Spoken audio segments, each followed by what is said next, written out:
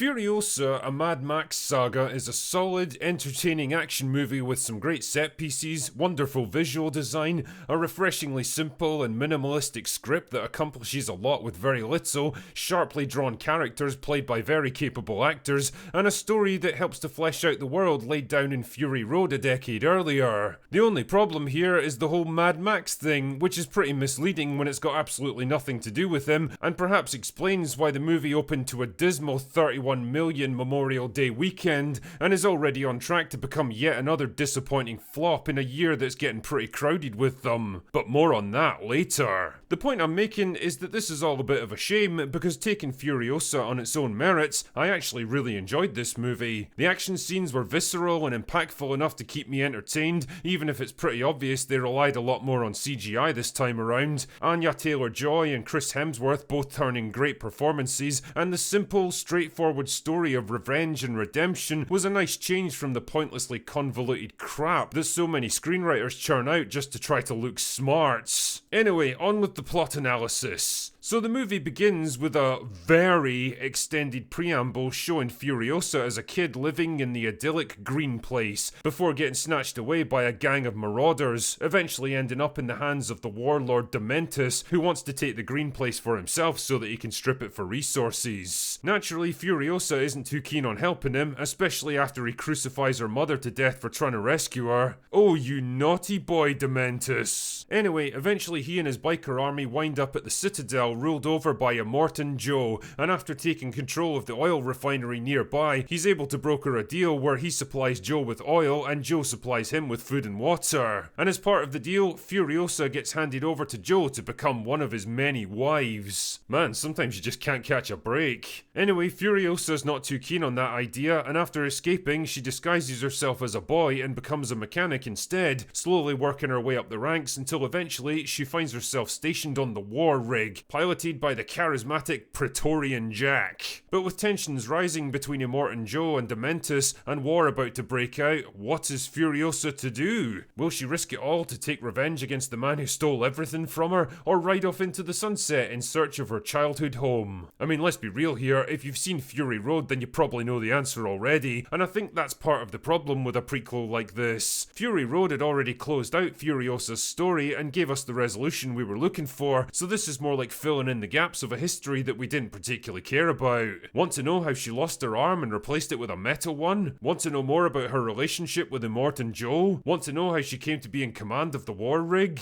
Nah, me neither, because the answers to those questions are never going to be as interesting as the mystique around the character. They're all just details in a story that's already been told, and told pretty well. I mean, as a standalone movie, it's perfectly serviceable, even pretty gripping at times. This younger, less experienced Furiosa is a cool enough character, tough and scrappy and resilient, but with just enough compassion and humanity left in her, driven by her desperate desire to find a way back home. And damn man, it makes this scene from Fury Road all the more poignant in retrospect. Anya Taylor-Joy has some pretty big shoes to fill, but to be fair, she does a commendable job with the role. She's a great actress in most roles, but I wasn't really sure how capable she'd be as an action star. For the most part though, I think she does a solid job. She's wily and agile rather than pretending to be some big powerful brawler, which makes her combat scenes a little bit more believable at least. That being said, I'm pretty sure that being strung up by a severely fractured arm would reduce even the toughest person to tears, so I'm not really sure I bought that segment.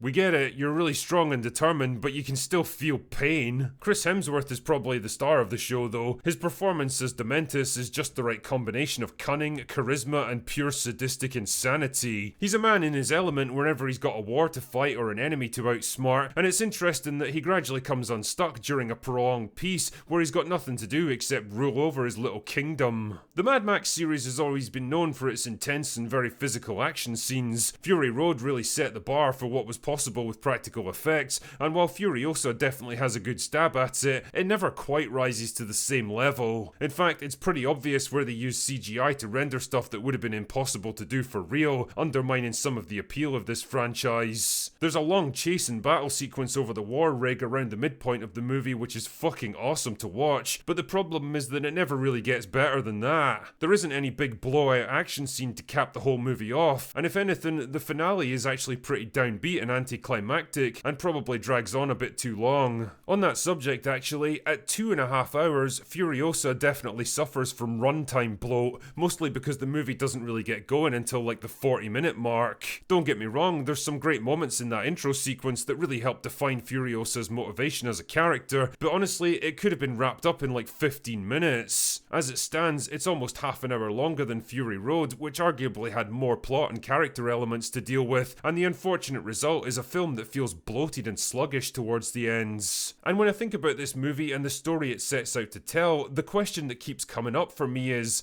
why? Why tell this particular story almost a decade after the hype for the last film had died down, when it wasn't even that profitable at the time? Was the world really crying out for a Furiosa prequel? And why call it Mad Max when it's got nothing to do with Max? Is it because you know that's what people really wanted to see here? One last ride for old man Max to bring his story to a close? Yeah, something tells me we're never gonna see that. Like I say, Furiosa is not a bad movie by any stretch, and in a lot of ways it's a solid action flick that should appeal to general audiences. But then again, so was The Fall Guy and Ministry of Ungentlemanly Warfare, and those films both bombed at the box office. Maybe it's ticket prices, maybe it's because most movies end up on streaming within a matter of weeks anyway, or maybe it's just general apathy towards Hollywood these days. Either way, we're witnessing a depressing trend of solid, dependable films that should be crowd pleasers running straight into a brick wall of public apathy, and it seems like Furiosa might just be destined to join them.